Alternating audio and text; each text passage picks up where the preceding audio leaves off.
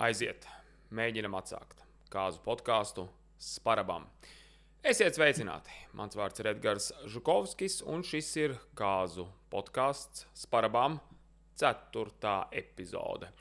4. epizode, jā, prasīsiet, kur tad pirmās 3 bija? Pirmās 3 bija un vēl joprojām ir pieejams YouTube, ierakstītas un publicētas 2023. gada februārī. Tā kā tik tiešām ir pagājis ļoti ilgs laiks, gads un 10 mēneši, kā pats parēķināju, kopš brīža, kad sāku šo te mazo avantūru un iedomājos, ka būtu vērtīgi papļāpāt par kāzām, par kāzu organizēšanu, par visu norisi un formātiem un tā tālāk un tā joprojām. Un jā, pēc šādas ārkārtīgi garas pauzes es saņēmos un sapratu, jāmēģina ar otro piegājienu turpināt un jāraksta iekšā 4. epizode, jo ir man personīgi noslēgusies 2024. gada kāzu sezona, burtiski vakar jau bet aizvakar novadīju savus noslēdzošās kāzas šajā 2024. gadā un jāpapļāpā par to, kā man iet, par to, kā ir gājuši šajā sezonā un jāparunā par šī gada novērojumiem kāzās. Bet pirms es pie tā visu ķeros klāt, es pavisam īsi iepazīstinu ar sevi, jo ticu, ka absolūti lielākā daļa, kas šo varētu skatīties vai klausīties, nezinu, kas es tāds esmu, kur es tāds esmu uzradies, un, jo slavāns es neesmu, baigi negozējos arī televīzijas vai radio ēteros. Jā, tā laikam būtu pareizāk. Redz, tieši tāpēc pavisam īsi par mani. Mans vārds ir Edgars Žukovskis, vadu kāzas un arī dažādus citus pasākumus. Visādos formātos, iekštelpās, ārtelpās un tā tālāk un tā joprojām. Bet, kāzas manā dzīvē jau ir 9 sezonas, 9 gadus, teiksim tā, kopš 2016. gada. Līdz ar to ir gana daudz sakrājies, ko pastāstīt, bet tas viss tādā ļoti brīvā atmosfērā, pārsvarā šajos podkāstos, ja es nerakstīšu viņus reizi 2 gados, bet tiešām mēģināšu kaut kā regulāri izlaist. Es būšu viens pats, stāstīšu par to, kas man patīk, nepatīk, ko esmu novērojis, ko neesmu novērojis, vairāk arī iepazīstināšu ar sevi, lai pāri, kas varbūt nākotnē man izvēlēsies par kāzu vadītāju, var šito paklausīties un saprast, vai esam mēs uz viena viļņa. Un, bet tik pa brīdim es domāju, ka arī pievienosies man kāds viesis, tā kā gadījumā jūs gribat dzirdēt arī par kāzām no kāda cita kāzu profesionāļa skatu punkta, vai tas būtu organizators, vai bārmenis, vai fotogrāfs, tad droši ierakstiet komentāros vai atsūtiet man privātu DM, un tad jau noteikti kādu uzrunāšu, un iespējams šajā nelielajā podkāsta settingā būs vieta arī otram vai pat vēl 2 cilvēkiem.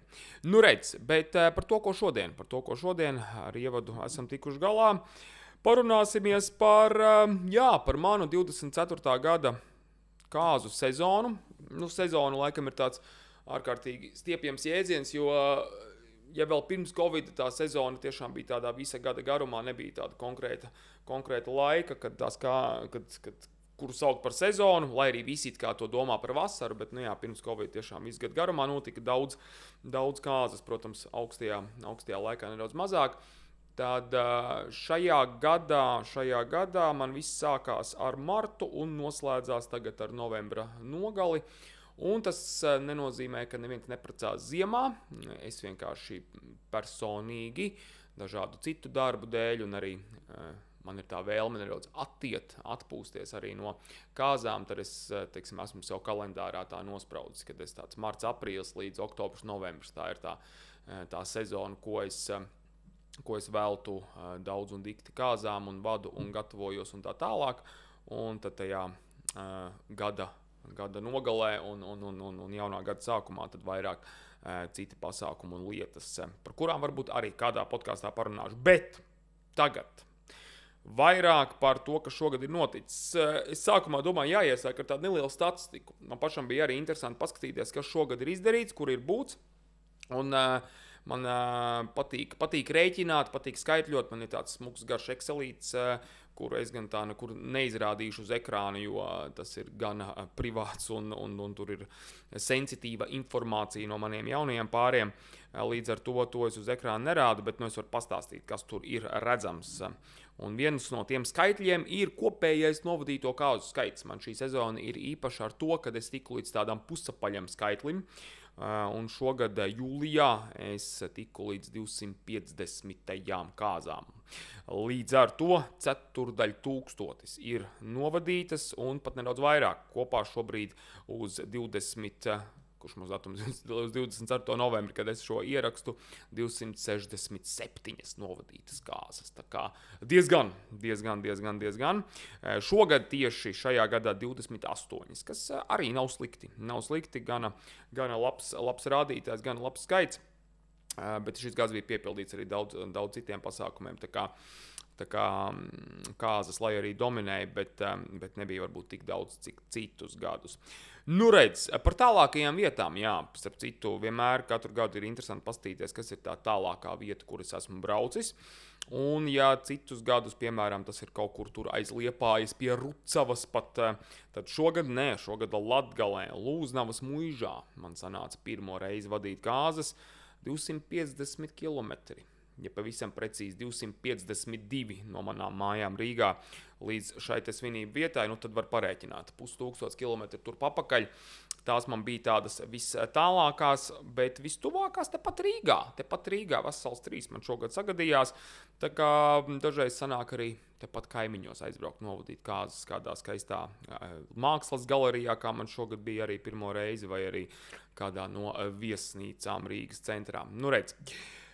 Kas vēl par viesu skaitu? Jā, arī interesanti cipari, interesanti skaitļi, to arī vērts pastāstīt plašākai sabiedrībai, jo bieži vien, es domāju, ka arī jaunie pārdomā, cik viesus aicināt, un tā pareizā atbilde jau katram ir sava, jo manuprāt, un arī mans novērojums kāzās ir tāds, kad ir jāaicina cilvēki, kuri tur grib būt.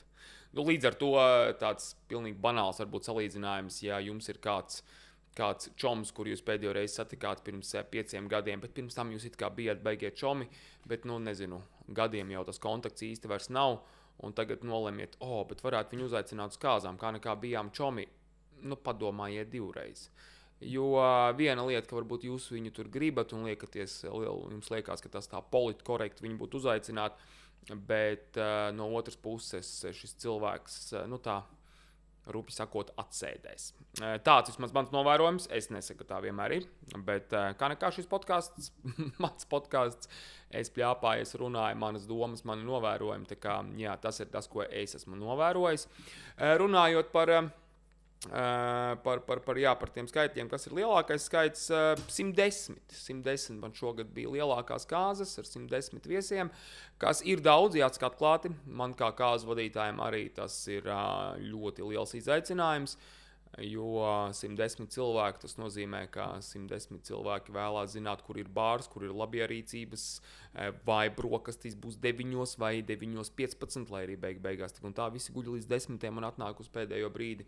Tā kā jā, runājot par kāzu viesu skaitu ar 110 ir gana izaicinoši tik galā, bet to var izdarīt, un patiesībā šīs lielās kāzas arī no vienas puses ir tāds pilnīgi cita veida pasākums. Arī mana programma, tas, ko es daru, kā es daru, vakar gaitā drusku pamainās, ja ir tik liels viesu skaits. Un mazākās kāzas, tās gan bija tāds ļoti jauks, intīmas ģimenes, kas man šogad ar 18 viesiem. Jā, tas tā jau diezgan maz, ja zem 20 ir, bet ļoti, ļoti forši, jo tad var tiešām tā ļoti personīgi to visu darīt.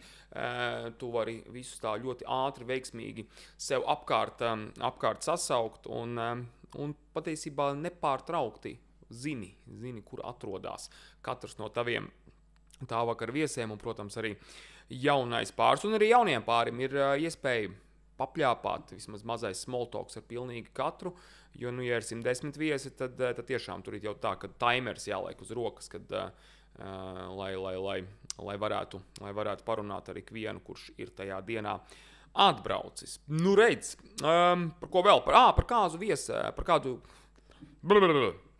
kāzu vietām. Par kāzu vietām runājot, rekordistes man šogad ir 2, kur es biju visvairāk reižu. Pa 3 reizēm katrā Apgunstes muižā un Sunset rezidencē. Tās man šogad tādas 2 vietas, katra savā Latvijas pusē. Apgunstes muiža mums tur zem Jelgavas un savukārt Sunsets pie Limbažiem. Abas 2 ļoti, ļoti foršas, skaistas, lieliskas viestas ar labu servisu. Katra, protams, citā kategorijā un salīdzināt varbūt tā pilnīgi viņas nevar, bet, jebkurā gadījumā katra vieta ir ar kaut ko īpašu, un par vietām mēs vēl parunāsim, jo man šīs dienas podkāsta galvenā lieta, par kuru es gribu runāt, ir šie te novērojumi no šī gada un lietas, par kurām vajag domāt, un es pat tā teiktu pastiprināti tam pievērst uzmanību pirms kāzu dienas, un par to mēs parunāsim pēc brīža, kad es tikšu cauri vēl tām dažām manām tikšu cauri saviem bullet pointiem, par ko vēl, par jaunajām vietām. Šogad bija tāds īpašs gads, jo sanāca tiešām daudz jaunas vietas apmeklēt, kuras vēl nebija bijis, jo, ja kāzas vada jau 9 gadus, tad ticiet man diezgan daudz, kur ir būts. Protams, ka ne visur, bet tiešām daudz un dažādās vietās, viesu namos, viesnīcās, galerijās, kultūras namos un kur tik vēl ne, ir vadīts kāzas, bet šogad bija daudz jaunas. Viena no tām, piemēram, tā pati Lūznavas muiža, ārkārtīgi skaista, tiešām lieliska vieta. Protams, tas faktors, ko rīdzinieki ņems vērā, kad ir patālu no Rīgas, bet skaista. Latgale un uzņemšana un pati vieta un pati muiža ļoti, ļoti iespaidīga un burvīga vieta, lai varētu svinēt kāzas. Vēl viena jauna vieta – Ziemeļblāzmas kultūras pils. Jā, tur man arī nebija sanācis vadīt kāzas. Lielajā zālē man tur sanāca vadīt korporatīvo pasākumu pirms pāris gadiem, bet kāzas pirmo reizi vadīju, tās gan nebija lielajā zālē, tur tāda tā kā galerija, sauksim to tā. Un tas arī bija īpašas kāzas, jo precējās pasākumu organizātores dēls. Ļoti pieredzējusi, ļoti profesionāli, ļoti lieliska pasākuma organizātora, ar kuru es esmu strādājis iepriekš. Un viņai dēls precējās, jā, un līdz ar to tur viss bija visaugstākajā līmenī un ļoti, ļoti forši. Un man bija tāds, jāsaka atklāti, zosāda pakausī visu laiku, kad jānovada pēc vislabākajiem priekšrakstiem, ko gan es, protams, daru katrās kāzās, bet tomēr tur skatās pasākumu organizatori, kas ir vīramāti vēl šajā te konkrētajā vakarā. Redz, jā, Ziemeļblāzmā biju pirmo reizi, Vaivas Dzirnavās bija pirmo reizi, tas tur kur tas bija vispār, aiz Valmieras pie Rūjienas, kaut kur tur. Tas gals, jā, pilnīgi precīzi, tagad neatcerēšos, bet jā, Vaivas Dzirnavās pirmo reizi, tāda forša mīlīga maziņa vietiņa, un tur arī noteikti var. Lielvirbu muižā es šogad biju pirmo reizi, un man sanāca vesels 2 reizes tur paciemoties.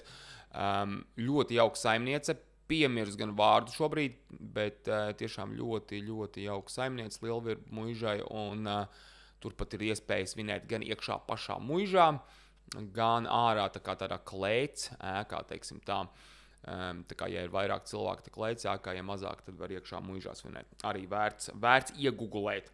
Un vēl Evī Art galerijā pirmo reizi biju tepat Rīgā tāda vieta, kur arī bija foršas kāzas augustā. Tā kā, jā, viss, kas jauns šogad ir bijis, vēl tur dažas vietas, kuras es gan nepierakstīju, jāsaka atklāti, bet par tām vietām es arī uzreiz laikam paturpināšu, jo tas, par ko gribās šajā te reizē, šajā atkal atgriešanās epizodē vairāk parunāt, ir par maniem novērojumiem šajā, un ne tikai šajā gadā, bet tīpaši šajā, un ko gribās tā kā vēlreiz atkārtot un aicināt jaunos pārus, topošos pārus, kuri gatavojas precēties un organizēt savus kāzas, jā, par ko ir vērts padomāt. Jo ziniet, kā, jāsaka atklāti, ka mēs kā kāzu vadītāji, un tā skaitā es pieņemu arī kāzu organizatori, kuri ir tajā kontaktā ar jauno pāru pirms kāzām un bieži vien palīdz ar kādu padomu, palīdz organizēt. mēs vienmēr cenšamies saglabāt tādu nosacītu distanci. Kad tā tomēr nav mūsu diena, jaunais pāris to ir iztēlojies pa savam. Viņi grib kā nosvinēt savu mīlestību tā, kā viņiem tas patīk, tajā vietā, kura viņiem patīk, ar tādu ēdienu, kas viņiem garšo. Un tad mēs tā ļoti cenšamies atkāpties brīžos, kad it kā varētu kaut ko ieteikt un pateikt, ka nē, tā gluži nebūs, kā jūs to esat iztēlojušies. Jo kā nekā es savā dzīvē esmu bijis 267 kāzās, plus vēl daudz un dažādi pasākumi un cita veida, un es zinu, kas strādā, kas nestrādā un kā būs, jo kaut kāds, lai arī visi viesi nav vienādi un visi cilvēki nav vienādi, bet tomēr kaut kādas paralēlas var vilkt. Un tad pāri tomēr, un tad ir tā ļoti delikātā situācija, ka tu jūti, ka tas, ko pāris ir izdomājis, līdz galam nebūs, un tad tu tā pieklājīgi saki, bet ziniet, varbūt tomēr vajag padomāt par vēl otru variantu, un tad vēl es vienmēr piebilstu. Bet, protams, tā ir jūsu diena, dariet, kā jūs paši vēlaties. Mans uzdevums ir vienkārši pateikt, kā man ir bijis, kāda ir mana pieredze. Un šis ir tas brīdis, kad ar mani telpā nesēž neviens jaunais pāris, un es varu tā ļoti vaļīgi pateikt, kā man ir bijis un kāda ir mana pieredze un kā, manuprāt, nevajag darīt. Pirmā lieta, par ko es gribu parunāt, ir svinību vieta, kāzu vieta, un konkrēti par to, vai svētki, kāzas notiek vienā zālē, vienā telpā, vai ir divas telpas. Respektīvi, ko tas nozīmē? Gana daudz viesu namos ir, piemēram, divas zāles. Ir viena zāle, kurā var smuki sasēsties pie galdiem, 50 cilvēku vai vairāk, un ir otra zāle, kur mūziķi vai DJs uzlikt savu aparatūru, tumbas, un tad tur mēs dejosim. Un spēlēsim spēles, un griezīsim kūkus, un ko tik vēl nedarīsim. Redz, un tas visus papīrus šķiet baigi labi, un arī viesu namu saimnieki vienmēr nopārdosim šo ideju, ka tā jābūt, kad vakariņas, mēs ēdam šeit, tā kādu tostiņu pateiksim, un tad mēs visi tā baigi skaisti vienā vilcieniņā aiziesim vai ne, uz otru zāli, tur mēs dejosim, tur būs pirmā deja un kas tik vēl ne. Bet tas nestrādā. Piedodiet, cienītie jaunie pāri un citi interesanti, kas šo klausās, tas nestrādā. Un tas nestrādā nevis vispār, tādā globālā mērogā, tas nestrādā ar latviešiem. Jo nevaram mēs noliegt, ka latvieši ir tāda gana kūtra tauta. Neesam mēs tie lielākie svinētāji, kas baigi var uzreiz paķerties, ka hei, aiziet, rekur paēdām, maucam dejot, spēlē grupa, dejojam. Nav tā. Nav tā, ticiet man, nav tā, nevajag dzīvot mākoņos un domāt, ka, jā, rekur, pasties, mēs te tagad sēdēsim, ēdīsim, sāk spēlēt grupā, tad mēs tur visi baigi dejosim. Tagad mēs atkal sēdēsim, kaut ko darīsim pie galdiem, sāk spēlēt DJs, mēs iesim dejot. Tā, diemžēl, nenotiek. Tā, diemžēl, īstajā dzīvē nenotiek. Ir ļoti reti izņēmumi, lai es būtu pilnīgi godīgs, ir ļoti reti izņēmumi, kur kompānija, viesi un pats jaunais pāris ir tādi ārkārtīgi atraktīvi, ekstraverti, enerģiski, impulsīvi, kur pat viņi baigi nav jāvalk. Tā kā aiziet, ir mūzika, maucam, gribās dejot, daram, eģu saka, jāspēlē spēles, spēlējam spēles, bet tādi tiešām ir maz gadījumi. Tādi tiešām ir maz gadījumi, un tas, kas parasti notiek, ir šīs divas zāles, tad vakars sākas, protams, ka tajā zālē, kur ir skaistie galdi, kur ir skaistās dekorācijas, mēs forši pēdam. Man tā vakar pirmā programma arī ir vairāk vai mazāk pa to zāli, pa galdiem. Un tad kaut kādā brīdī, protams, ir pirmā deja, maucam uz otru zāli. Aiziem uz otro zāli, piemēram, ja ir mūziķi, piesaka pirmo deju. Pirmā deja, protams, jaunais pāris centrā dejo, viesi skaisti pa perimetru apkārt, nodejojam, mūziķi sāk spēlēt otro dziesmu, un aiziet visi nodejo otro dziesmu, protokols kā nekā, un tad vienā brīdī vienkārši tu redzi, kad jau pie trešās, pie ceturtās, pie piektās dziesmas tā lēnām atpakaļ pie tām lašmaizītēm un rosoliem un cēzara salātiņiem, un tā deju zāle paliek tukšāk, un vienā brīdī mūziķi jau pie piektās dziesmas spēlē tukšiem dēļiem. Un tad ir tāds ar tādiem uzplaiksnījumiem, tā kā, sāk spēlēt zemenes, atnāksim vienu zemeni nodejot, akalējam apkai sēdēt. Un tas sanāk tā, ka čaļi, piemēram, mūziķi spēlē tukšā zālē, otrā zālē visi sēž kaut ko pļāpā pie galdiem, un kas arī, protams, ir forši, bet nu, tās tajā brīdī tā kā, nu, kaut kā neklājās. Un tad, ja tas viss ir vienā zālē, tas viss notiek daudz dabīgāk, un arī man kā vadītājiem ir vieglāk strādāt, ja, piemēram, ir mūziķi, ir vienā zālē mūzika un galdi, ok, padejojām, kaut ko pasēžam, bet es varu uzreiz ar čaļiem teikt, pagari, kur pēc trešās dziesmas iepauzēs tur ātrāko deju aktivitāti, un tur viss ir uz vietas, viņi tur ir uz vietas zālē, mūziķi ir tepat, es esmu tepat, kaut kā iekustinam to visu, un tā ballīt aiziet tā organiski, dabīgi. Jā, un vēl trakāk, ja ir ar DJ, jo šogad arī bija vairākas reizes, un es vēl tikko ar ļoti forši kāds DJ Jānu Fabriku par to runāja, ka viņš arī to šogad ir daudz novērojis, ka ja ir divas zāles, DJam arī grūti strādāt, viņš bieži vien neredz tos cilvēkus, viņš neredz, kā viņi tur sit ritmiņā kaut kādu melodiju līdzi, un tas ir apgrūtinoši, jā, DJam, un, protams, arī tad, kad ir DJs, tad viesi kaut kā nejūtās tā spiesti dejot, jo, zin kā, kad spēlē grupa, tad tā kā tev ir skaidrs, grupa spēlēs tur tik un tik minūtes, un viss, un tad viņi brauks projām, tad viņi brauks mājās, un ja es nebūšu padejojis pēdējās grupas, tad ir čau rasme, jā. Bet savukārt, ja ir DJs, tad jau, kur man steigties, viņš taču līdz kaut kādiem 6 rītā būs, vai ne? Un līdz ar to, es tur vēl tā galda sēdēšu, un DJs ar savā nodabā tur zāles stūrī liks kaut kādas savas mīļākās dziesmas. Jā, tā ir tāda nianse, par ko tiešām ir vērts padomāt, un jā, domājiet divreiz, es būšu ļoti, ļoti konkrēts, domājiet divreiz pirms jūs izvēlaties svinību vietu, kurā ir divas zāles.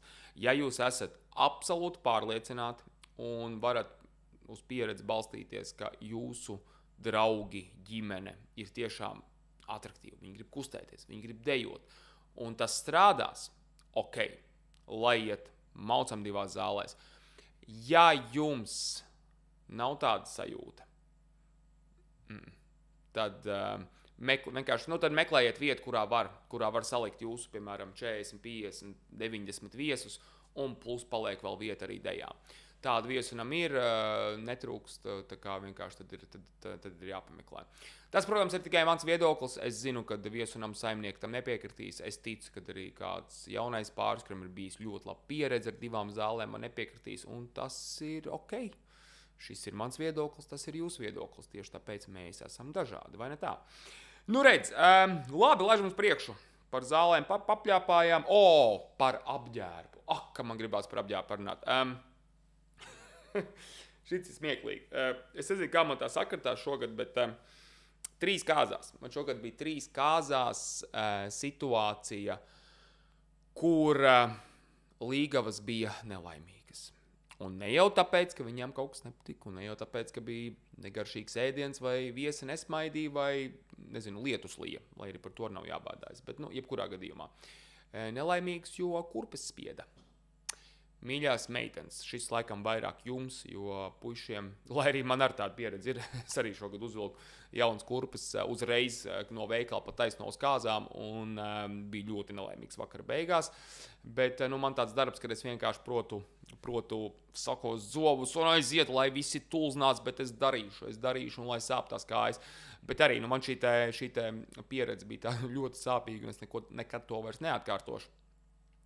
Bet, mīļās meitenes, kad jūs meklējat savu sapņu tērpu, kleitu, plīvuru, kurpes, zeķubikses, zeķubikses laikam nevalk vasarā. Labi, es nezinu, piedošanu, bet jebkurā gadījumā, kad jūs meklējat savu tērpu, kurā jūs šajā lielajā dienā pavadīsiet 8, 12 stundas, varbūt pat vairāk, meklējiet tādu, lai jums ir ērti. Jā, ir jābūt skaisti, mode prasa upurus, kurš gan nezina to teicienu, bet ja jums visas kājas ir tulznās un jūs visu laiku gribat sēsties, sēdēt, nevarat padejot, nevarat paiet, fotografu jūs aicina bildēties, es neiešu bildēties, jo man viss sāp, vai jūs tā gribat savu dienu atcerēties? Droši vien, ka nē. Tā kā pat tad, ja jums ir kurpītes, it kā liekas veikalā, kad baigi labās jāpērk šitās nost, panāsājiet viņas vienu dienu, kaut vai vienā svētdienā, uzcepiet pankūkas savam mīļotajam vīrietim ar tām kurpītēm un tas staigājiet visu dienu pa mājām, lai nenobružājās, bet lai viņas ir ienāsētas. Jo liekas kaut kāds pilnīgs it kā sīkums, un ko vispār Edgars Kāzas vadītājs saprot no kurpēm un no tērpiem. Bet es biju tiešām liecinieks šogad trīs gāzās, kur līgavas nebija kurpes ienāsājušas, spieda, viss sāp, tur bez maz vai uz histērijas robežas. Un man pašam arī gan cilvēcīgi žēl, gan grūti strādāt. Jo līgā nav priecīgi, viņi ir fiziskās sāpēs, viņai sāp kājas tā, kad maz neliekas. Un līdz ar to man pašam arī tāds, ka nezinu, ko darīt. Tā kā, labi, ok, protams, kad es visam pielāgojos, strādāju vairāk ar viesiem, ļauju tiešām jauniem pāriem būt pie galdiem, visi ir labi, bet, jebkurā gadījumā nevajag. No tā vajag izvairīties. Tā kā padomājiet par šīm niansēm un arī par kleitām, kas mēdz būt ārkārtīgi kuplas, un tad, kad jūs samācaties savu skaisto deju pie horeogrāfa, legingos un tēkraklā, un tad, kad lielajā dienā jums tā deja ir jānodejo jūsu kuplajā princeša kleitā, ticiet man, tās ir divas dažādas sajūtas. Tie ir divi dažādi cilvēki. Ja? Viens ir tāds smuks aerodinamisks treniņos bijis, otrs cilvēks, ja, ir uzvilcis lielo kleitu un ir pilnīgi, ja, tā kā, pilnīgi citi abaroti, citi apgriezieni.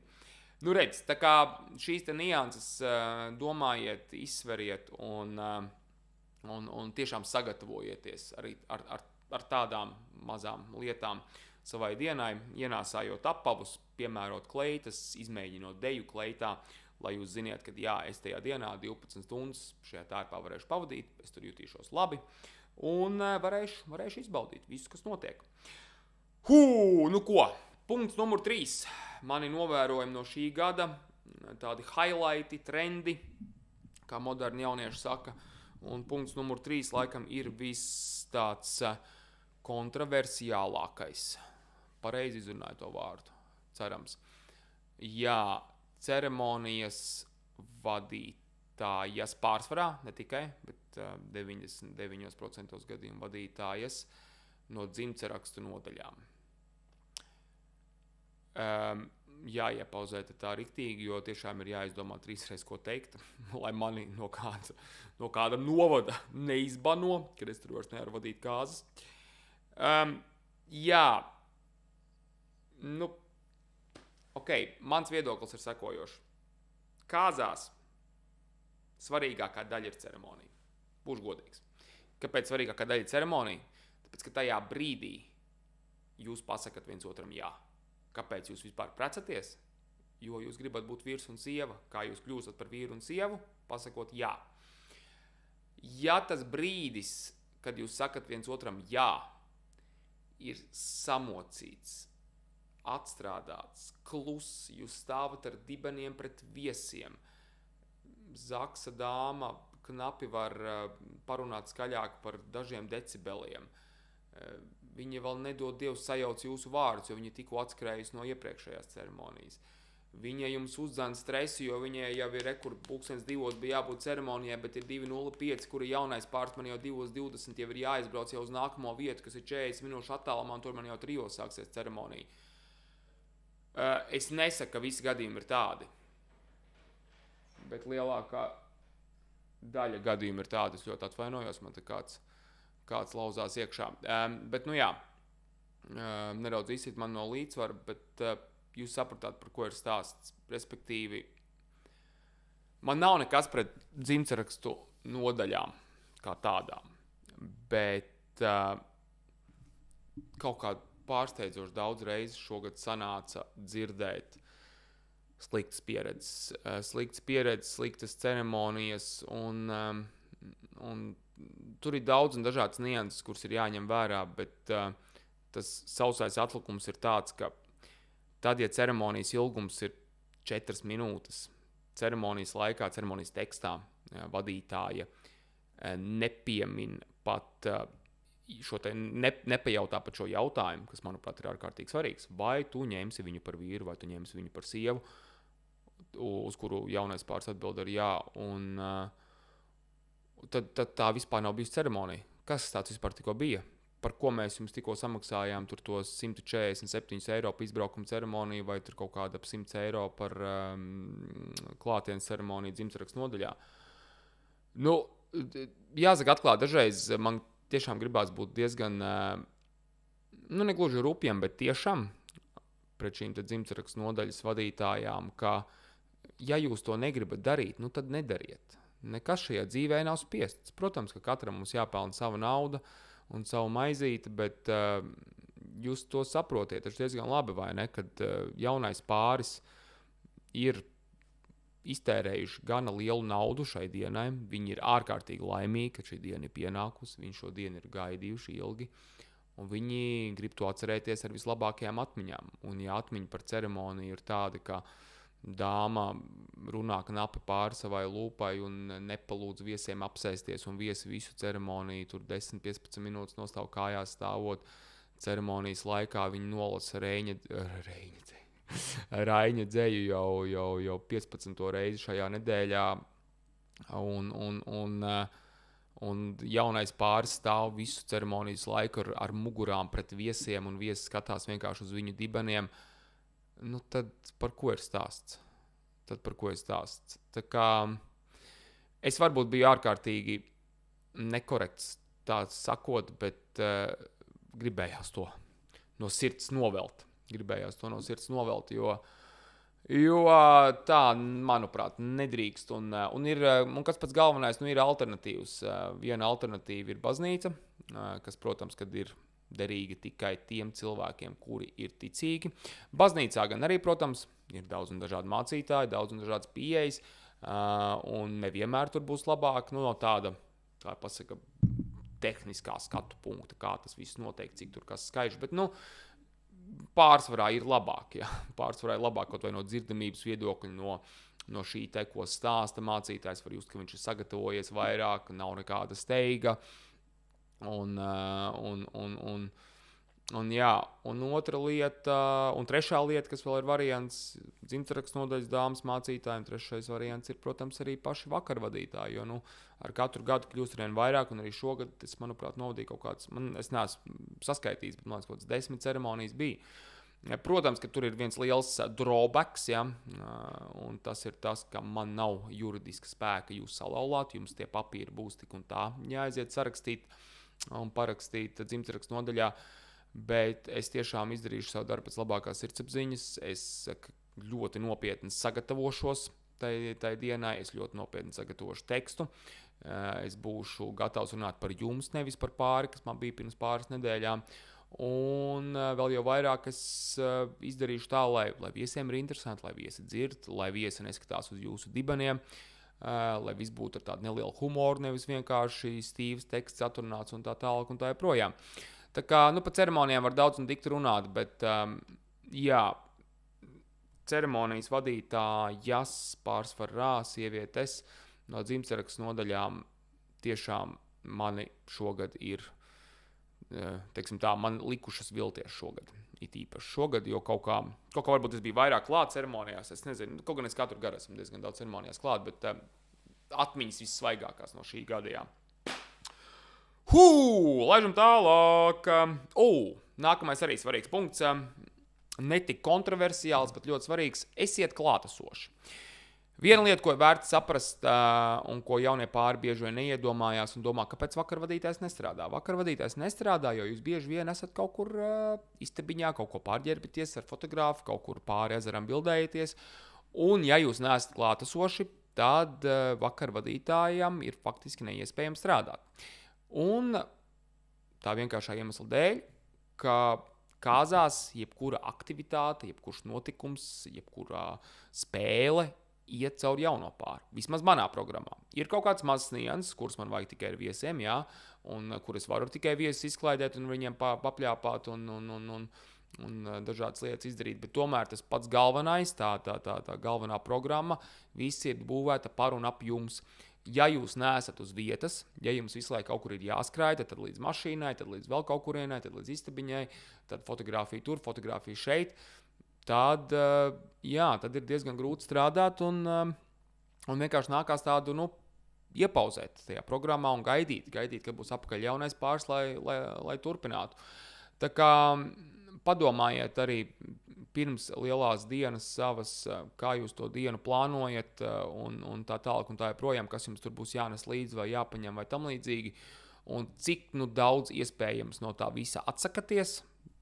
Teiksim tā, ko vien varat, padomājiet, vai to var izdarīt varbūt jau pirms kāzām vai nākamajā dienā, vai es nezinu, kaut kā, vai vienkārši uzticiet to saviem vedējiem, vai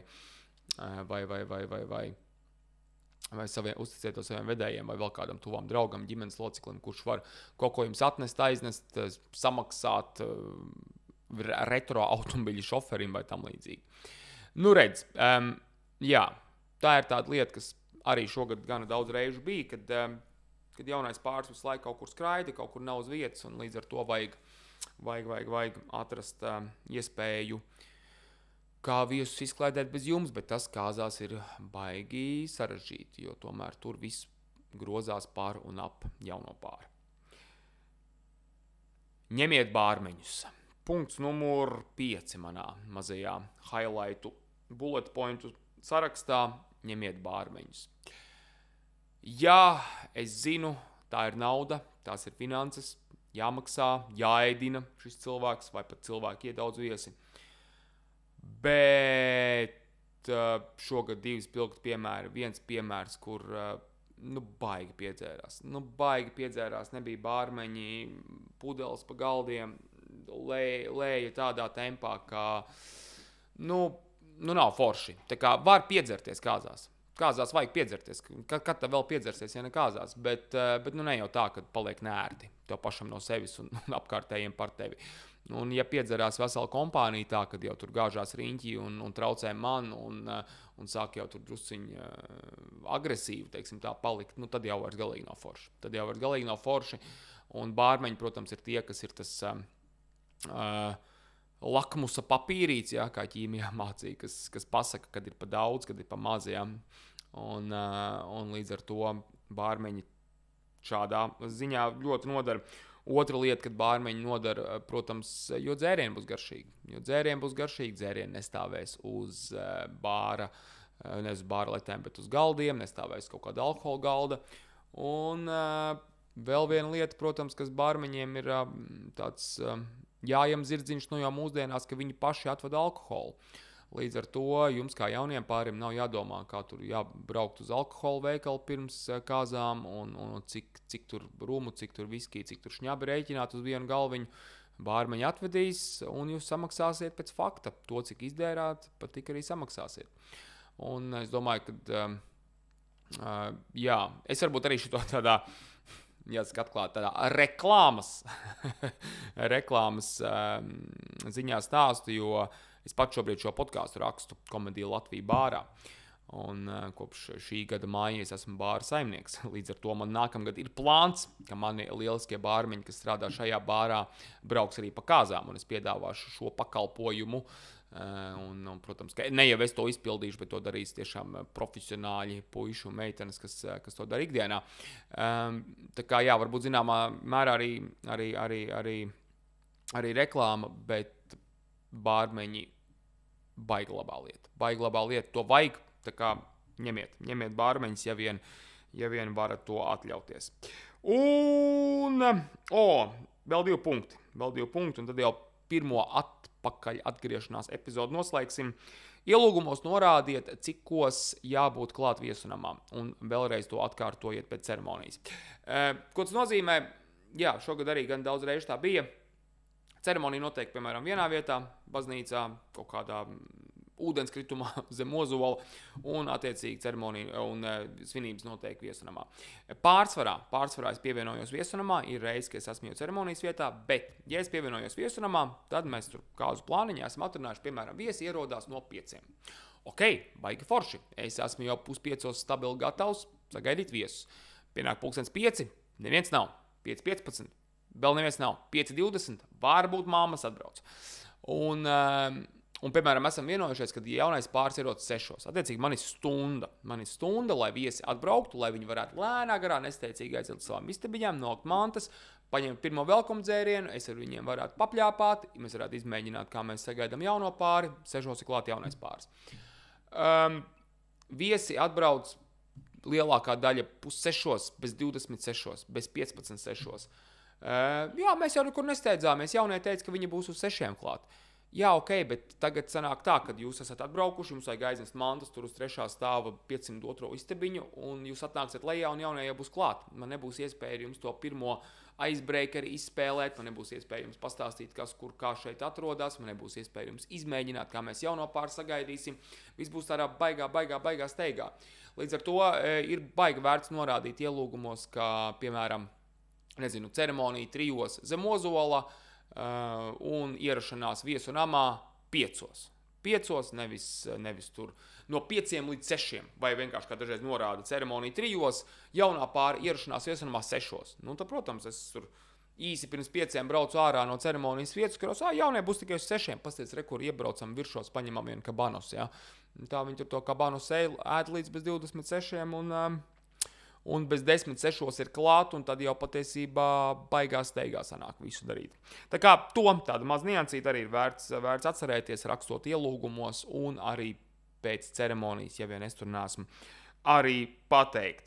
Un pati pēdējā lieta, noslēgsim šo podcastu ar zelta vārdiem: uzticieties savam kāzu vadītājam vai kāzu organizatoriem, ja jums tādas ir. Jo, ticiet man, mēs nedaram šo pirmo reizi, citiem lielāka pieredze, citiem mazāka pieredze, bet ja jūs esat mūs izvēlējušies par saviem kāzu profesionāļiem, tad mēs tiešām zinām,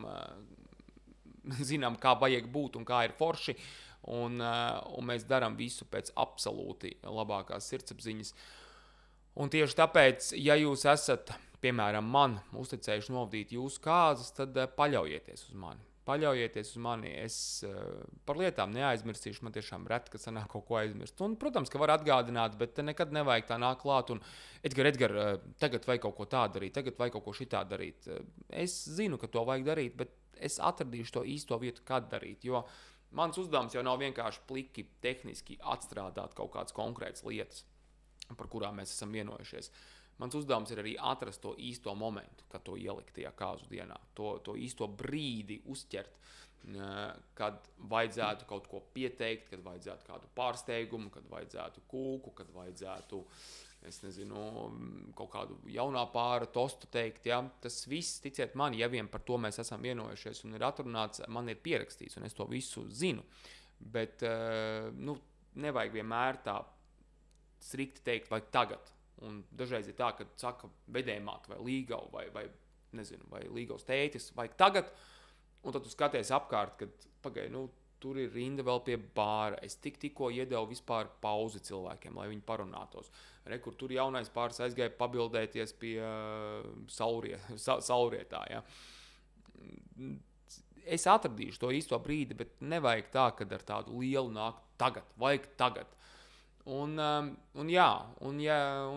par kaut kādām vēl citām niansēm, par kaut kādu bildēšanos, sveikšanu.